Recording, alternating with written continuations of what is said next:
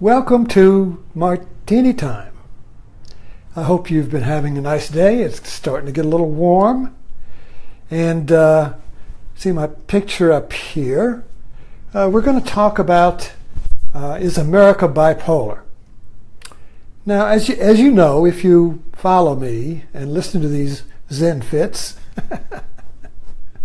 I have an integrating mind. I connect dots, and I do that all day long. It's not something I do intentionally, it just happens. So, the several things I've been talking about today have been the current political, historical scene of America, where we have two competing realities. We have to understand that. Two competing realities to be the one America, to be the one a reality. And that's what's driving us crazy. It's going on right now with Trump versus Comey. Two different realities. Each says the other one is lying. And it's more than just what they said is lying, is a view of the world. Comey's view is based on empirical facts, an investigator, a detective who just collects the facts, Sergeant Friday and Dragnet, just the facts. Trump is a storyteller. He believes in the story of reality, just the story. Connect the facts to the story. But each one has a story background, but they're just totally different and incompatible. That's the problem. So let's look at that. And that is a bipolar. I looked up bipolar. It means concerned with two extremities. Okay, so, well, what do I have this day? I don't have my little thing here. So, but you got positive and negative, two poles, right? And so, if you're bipolar, you can't. If you're one polar, you got one world. If you're bipolar, you got two, and you swing back and forth. Now, when it becomes the psychological disorder, they say you swing back and forth between high and low, manic and depression. Not manic all the time, not depressed all the time. You go, whoa, you see. But we're looking at the collective mind of America now. The question is, can a collective mind be bipolar? And I don't mean so much that we are going from manic to depression. I don't mean that. I mean bipolar in that we are oscillating back and forth and can't choose one reality. And the metaphor I used, and I wrote about this today, is the tennis match. Now, a tennis match is a fight between two players until one is the winner and declares one reality. So you got a left reality and a right reality, back and forth. And so you sit in the stands, and you watch, boom, and you watch the ball, boom, boom, boom. When your side wins, yay! And then, in a reasonable amount of time, the match concludes and one is the winner. He defeated the other one. But that's not the end of the world. Another match starts and you go on. It's a game. Okay? It's a game. So, and if the players are masters and they are perfect, neither one, the game may go for a day. A lot of times these tennis matches will go, I don't know what the record is, 10, 12, 18 hours, whatever. If they were perfectly matched, it could go on for a year. Until one would have to have one thought or doubt, and they would lose. It would get that sensitive, you see, at that level. So anyway, but that's the metaphor we're working with here is the tennis match. But the tennis match is a game, and it's a game because we assume, we recognize, and both sides of the stadium, the fans of one and the fans of the other, we all agree on the field. The playing field is the same. Otherwise, you couldn't play the game. See, because the rules and the playing field are the same. So the game can go. That's just understood. And you have people there to enforce the rules.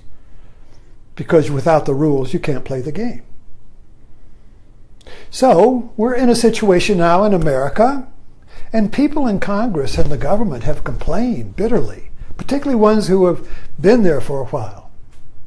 And they'll say, it used to be we would have fights on the floor, each for our side, each for our policy, but at night we'd go home and go to the bar and have a drink. After the game, we'd have a drink. Can't do that now. No drink except it's not a game.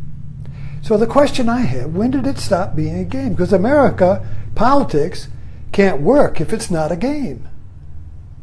If we don't all agree on the same field. Something's happened to the field.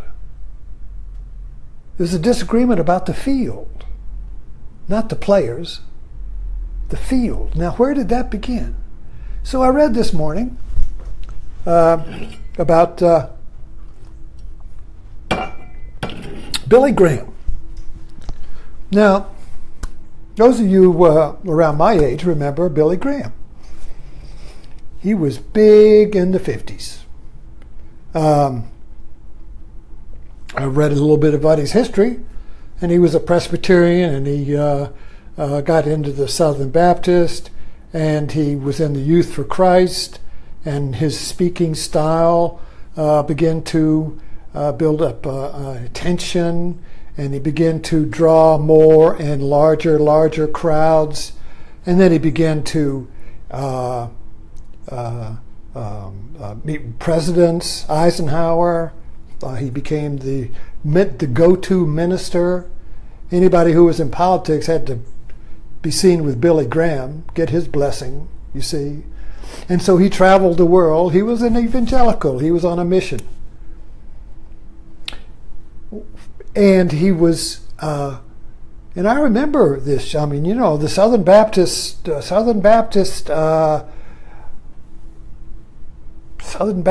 Church, the whole format of the Southern Baptist Church is to, at the end of the sermon, you come on down to Jesus. Who will come down? Who will come down to Jesus and make a public confession of faith? Make a public shift in your allegiance from the world to Jesus. You know, so it was done publicly. And it was a life-changing event. I'm not belittling it, you see. But it was what Billy Graham did. Now, this happened during the 50s. And if you recall, in the 50s, after World War I, we were number one. We won the tennis match. We won the game. We were number one. We had the bomb. We were restoring Europe. We had so much military we didn't know what to do with it. But it didn't last long. See, the Russians got the bomb.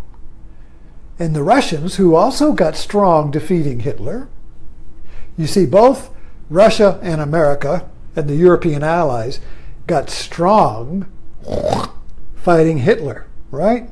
So both rose out of the backwaters of the world.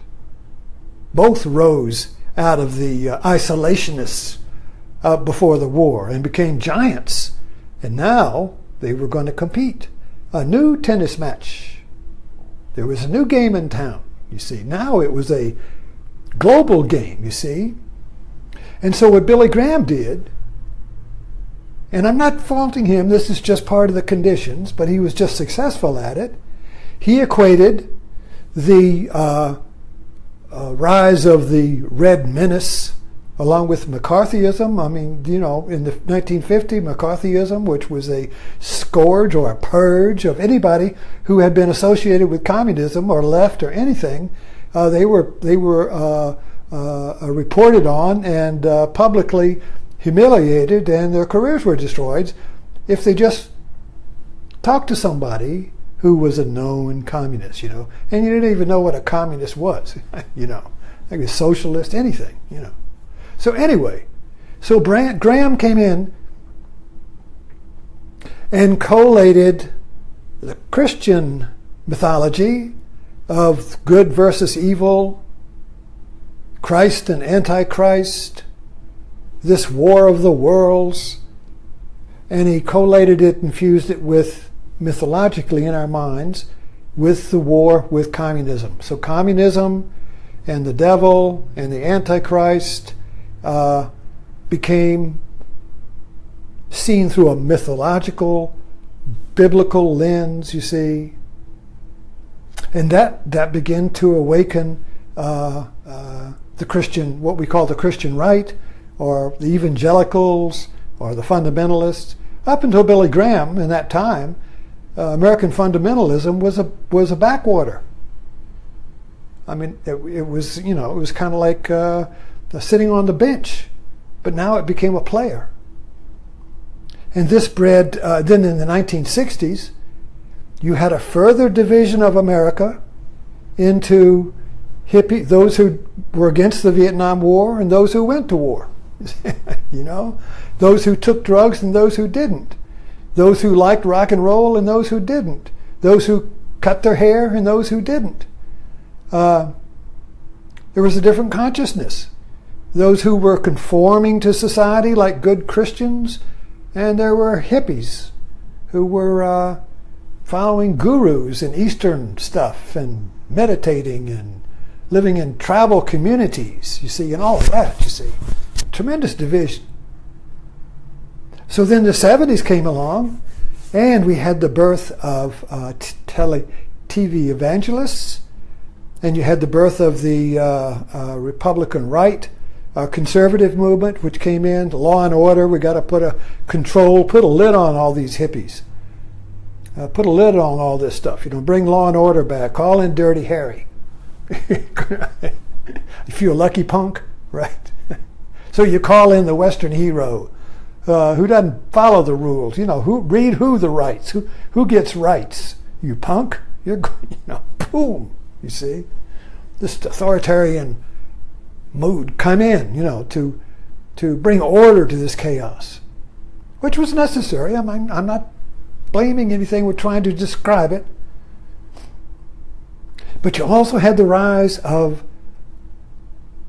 tele-evangelists who were see, Billy Graham didn't have TV. I mean, there was TV, but it didn't have the internet. So when he spoke to people, it was in football stadiums. Get Yankee Stadium, fill it up with people, and they're coming down to Jesus in the front, you see. Tremendous energy in these things. You know, I used to go to city yoga retreats or intensives, and you'd sit in a huge auditorium with maybe 1,000 people there, and why, it would get like the holy rollers. I mean, meditating that intense energy, and people would be popping off and bouncing on the floor and talking in tongues and rolling down the floor, and this tense energy, you see. So these energy was generated in these stadiums, you know, and still are. You know, a rock concert is an energy generating thing, you see. So anyway, the rise then of the tele-evangelism, which capitalized on this Christian view, or this cosmic mythological view of reality. And so now the division in the world becomes solidified in a religious view. So you have Jerry Falwell with the moral majority. So what happens is that patriotism and Christianity get melded together on the right, and the left, kind of like a bunch of disorganized tribes, does not have the punch, does not have the certainty, does not have the winning value, you see, number one. So anyway, so this power begins to build through the immersion, through the fusion of moralism, Christianity, God, and politics. And then that moves, you see, into our current cable news media. See, this media evolves, you see. Everything evolves. So we evolve from print to television with the three three networks, to cable with fragmented mini networks, to now we're evolving. Now back again, we're into this two worlds, bipolar world, you see, which the media now creates and affirms as part of its operating system. So let's take a look at that, because we're trying to understand how we can be in a place where we will have two contradictory realities competing with each other to be the winner and number one, in which Trump says, I'm the winner, you're the winner, be with me, we're going to win, win, win. You'll be so tired of winning, you're going to get bored with it. See? The irony is that if one tennis player wins and declares he's the winner, by eliminating the other half, there's no more game. So if you want to end politics, just end the game of politics. Now you have a dictator. There's no game in dictatorships because you don't have any players. Got Putin. Okay. So but the point is right now, how did the other side become evil? Instead of, as it used to be, and as it has been through American history, politics is a game. You fought like crazy, but at the end you have a drink at the bar with your enemies. Because, as I said, we all understand that there's one field, but now you see we have two fields. In other words, the field, for instance right now, I'm the foreground. You're looking at me, I'm an object. What gives me meaning? What gives me an understanding of place and time? That's the background. Now, what if I was standing at the beach? Or what if I was standing in front of an amusement park? Or what if I was standing in front of somebody being killed? Or what if I was standing in front of an auto wreck? That's green screen. You could put any background you want. Change the background, you change the meaning of me. You take me out of context, change the background. In politics, advertising does this all the time. You have somebody saying something in context, you cherry pick something out of it, change the background. Well, you said that. Well, yes, I said it, but you took it out of context. You took it out of the background that gave it meaning and understanding, you see. So the background has power. Change the background, change the meaning of the foreground. Now, if you were looking at me and you saw me with this background here, let me take this down because I haven't talked about that yet. You know, now that's comfortable. The teddy bear, what could be bad about him? There's a teddy bear there. He's got Mary, the Virgin. He's got Jesus. You know. He's got a little Buddha. You know, he's got everybody. You see, what could be bad about him? But somebody else now. We're looking at this Facebook thing. And suppose the background for them was maybe like a devil or some monster who was going to eat them, you see. I'll be saying the same foreground, saying the same thing. One person says, oh, it's a teddy bear. He's no problem. And the other one says, well, that guy's a monster. Don't listen to him, you see. But I'm the same. I'm the same fact. Same words. Background changes. Different meaning. Now, how does the background change? How does the background change? You see, because we say, getting back to that idea of the tennis match, in the tennis game, the background is the court, is the tennis net. You see, the background is the same. We both agree on the reality of the background. But what if I saw a different background? The same match would be going on, but it would be different. Maybe it would be playing over burning coals or something. Or whatever you want, I'm stretching here. So the point is that I want to get over here is that meaning is determined by the background of the foreground. Now, how do we change the background? Well, bring back Billy Graham.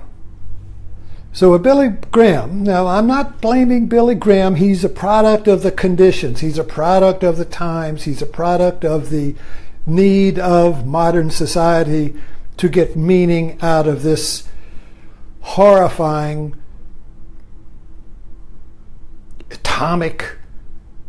In other words, when you lived in the 50s, you don't believe how close we were to atomic annihilation. I remember in school, you didn't have fire alarms. You had nuclear tests. You'd get under the desk and put your hands over your head like that was going to protect you from a nuclear blast.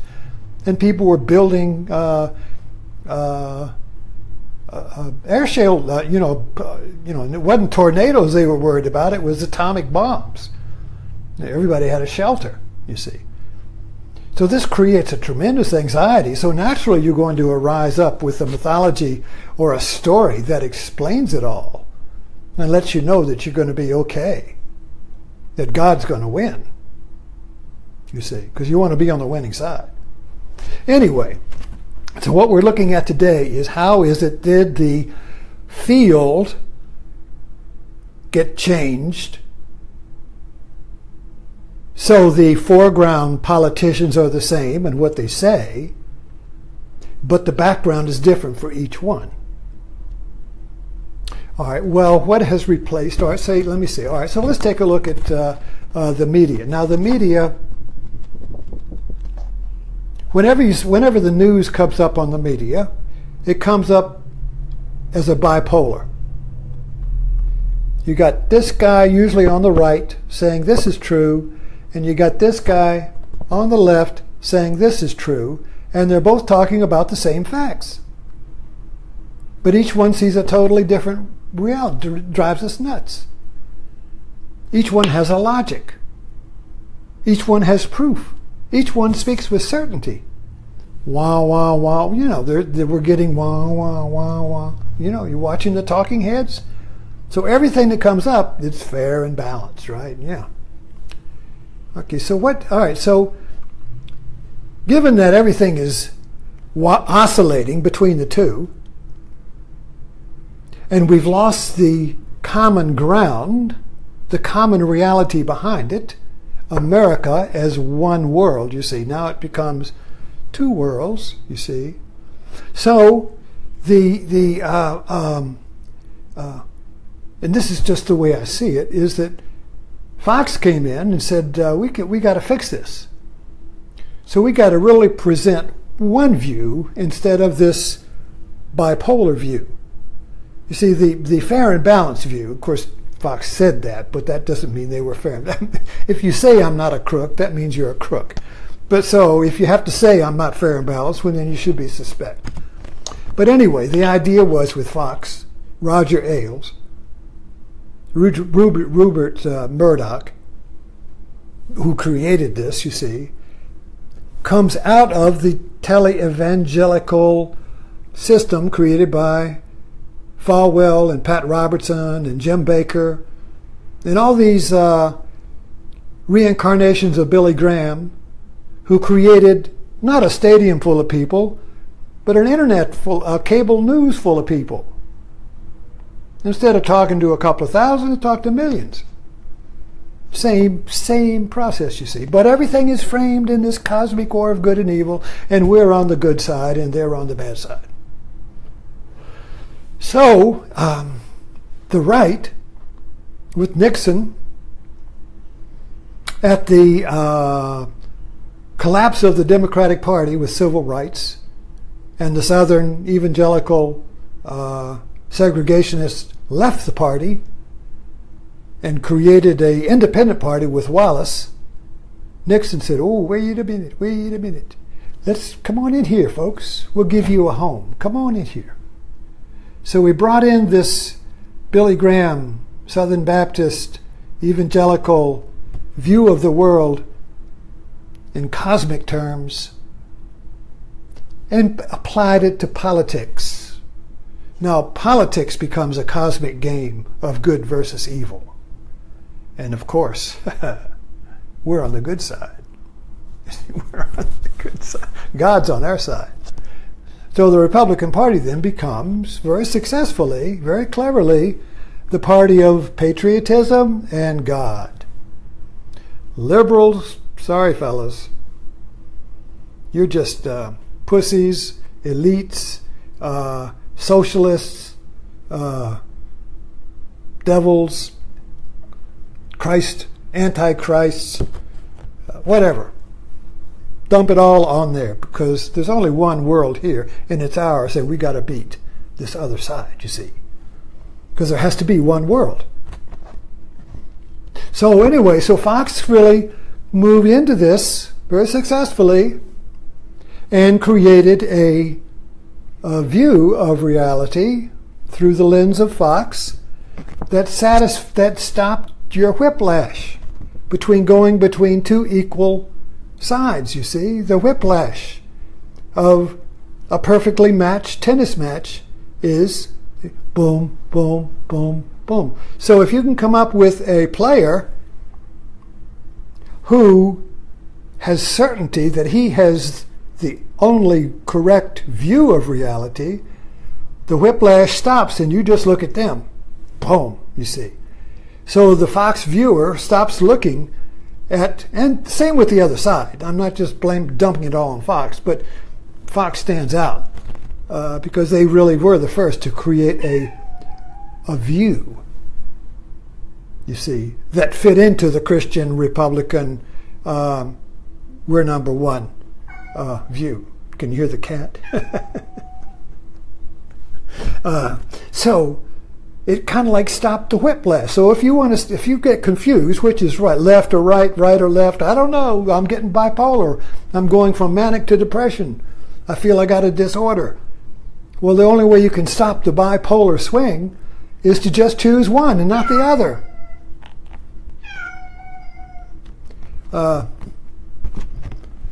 So Fox said, just choose me. The other one's evil.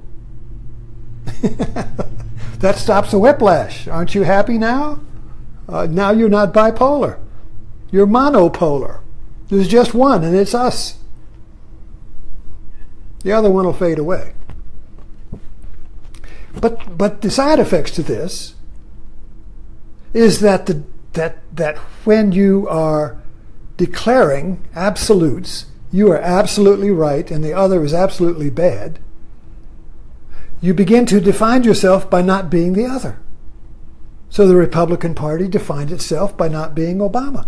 Obama came in and was a gift to the right and all those Southern segregationists, you see, because now Obama being black, combined that with the liberals being evil, so that kind of like created a racial coalition. People say Obama divided the world. Well, sure he did. You see what I mean? But it became, so then everything was not Obama. I don't care. I don't have to do anything. I just say not Obama. That's it. Not Obama.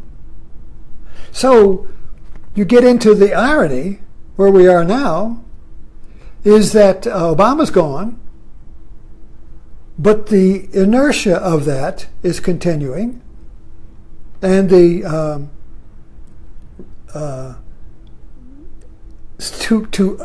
to escape this new morass, and the people, this.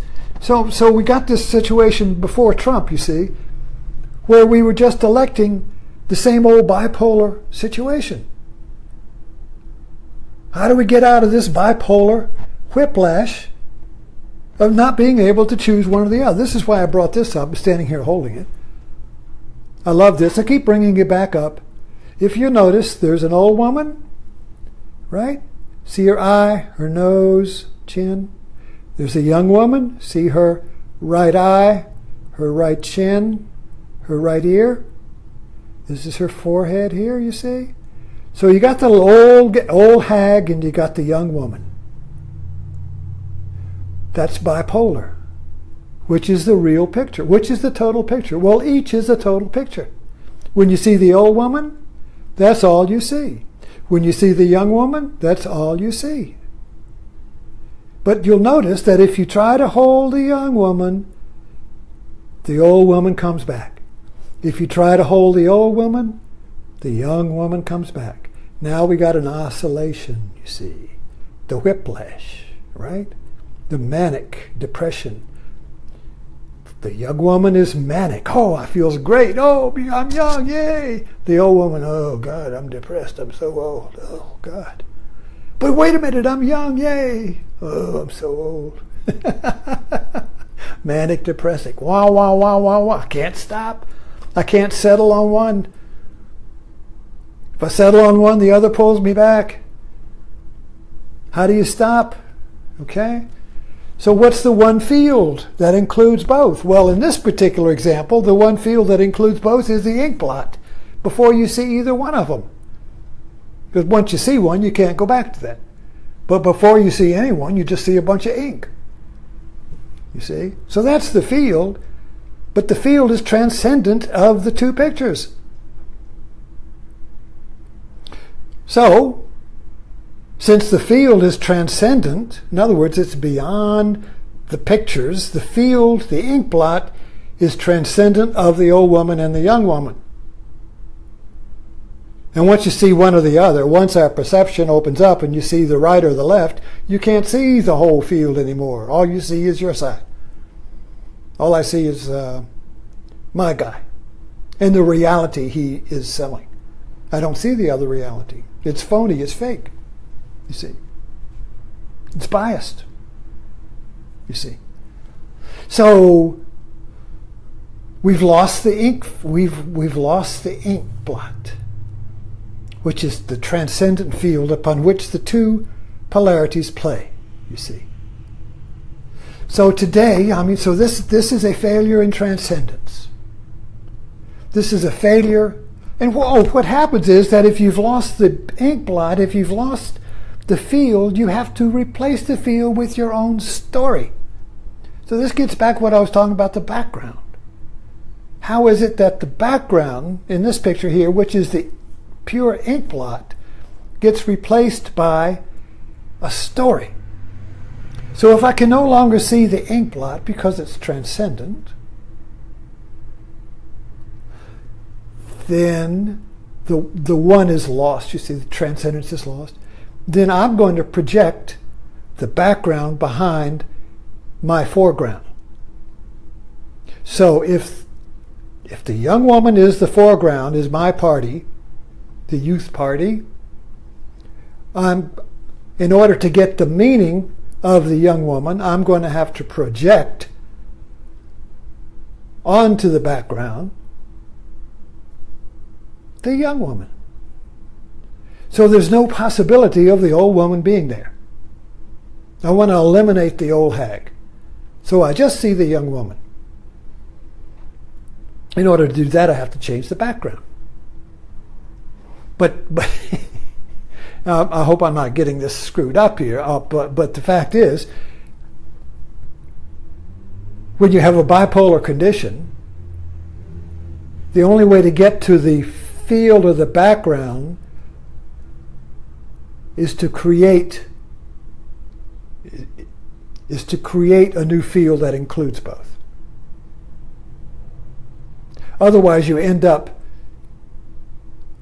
in believing that your picture of reality is the only possible picture. And the other side says, no, the only possible reality is the old lady. She's a wise old lady. And the other, no, the only reality is the young woman. You see, she's a inspired young woman. You see, so you have the old woman party and the young woman party. But it's the same picture. Each one is mutually dependent upon the other. If you change one, you change the other. If I take this eye out, I take away her ear. So you can't erase the old woman. But we try, you see, in our eagerness and in our yearning for one. We must have one. We can't have two. That's schizophrenic or bipolar. So the problem we're in now is in our divine urgency and yearning for one, or for God, or for unity. We've created a situation where we can't grow. We can't transcend ourselves. We're stuck in the endless tennis match. Back and forth. Boom, boom, boom. For decades. Boom, boom, boom. Anything. I'll do anything. I'll elect Trump. I'll elect Mussolini. I'll elect Hitler to get out of this. I'm going crazy. Anything is better than boom, boom, boom, boom. Decade after decade. Boom, boom, boom, boom. You see? So, anyway, I hope I didn't confuse you too much. But we're in a good place. Because the only way out of this, the anxiety, the stress, and the disorder of bipolar, is to create a new America. And I think we're on the verge. I think that's happening. I think that Trump has kicked over the bucket. We can't go back to Bush and Clinton. We can't go back to the old balanced match of realities. You see. Trump has pushed the envelope so far, made the extremes, made the outline so clear that we can see the mental disorder of our collective mind. And when you see your mental disorder, you're on the way to healing. But if you can't see it, you're going to be back and forth, you see. Oscillating between two equally fair and balanced realities. And there can only be one, but we have to create the one. We can't make it out of one or the other. You can't make the one the young woman or the old woman. You got to create a whole new reality that includes both. That includes both. That's what transcendence means. That's what a new order means. A new order means a reality that includes the best of the previous. That's how evolution works. You don't eliminate a species, you evolve the species, which includes